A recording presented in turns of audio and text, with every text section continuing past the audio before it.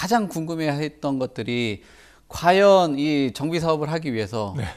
항상 첫 관문인 안전진단이라든지 네, 네.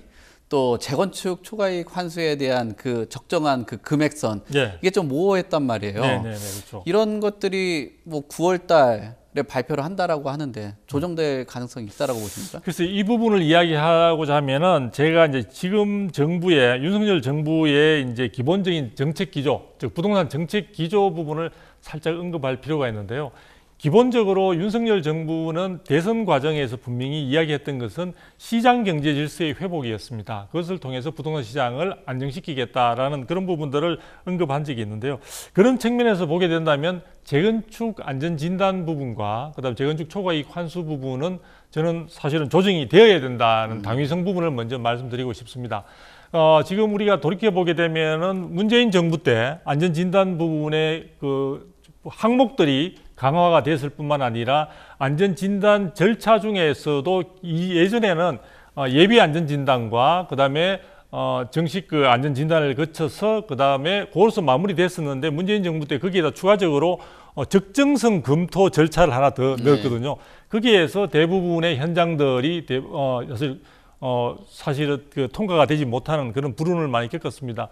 그래서 사실 문재인 정부 동안에 재건축 안전진단을 통과한 단지는 아마 공식적으로 5개 단지에 불과한 것으로 그렇게 알려지고 있는데요. 이 부분은 현재 도심 속의 주택을 공급하는 데 있어서 재건축이 유력한 수단이고 재건축을 활성화시키는 데 가장 첫 번째 단추로서 이것은 불가피하다 해서 벌써 이 부분과 관련해서 두 가지 측면에서 검토가 되고 있는 것 같습니다. 하나는 안전진단 항목 자체에서 지나치게 구조안전진단 항목에 치중되어 있는 부분을 좀 완화시키고 주거안정성 부분이라든지 이런 쪽에 주거환경 부분을 고려하는 쪽으로 아마 좀 개선이 될 것 같고요.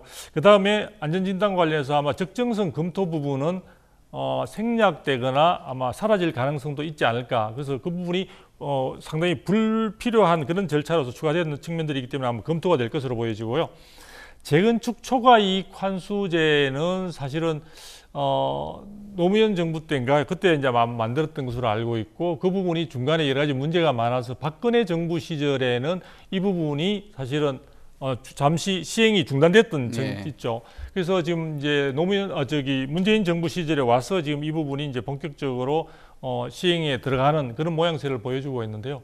이 부분이 재건축에 상당히 사업성을 떨어뜨리고 또 재건축하는 조합원들이 여러 가지 추가적인 어떤 자금 여력이 좋지 못할 때 사실은 재건축이 다 완성되었음에도 불구하고 초과이익 환수금을 납부할 만한 여력이 못 되어서 자기의 정든 곳을 떠나야 하는 그런 문제점도 안고 있습니다.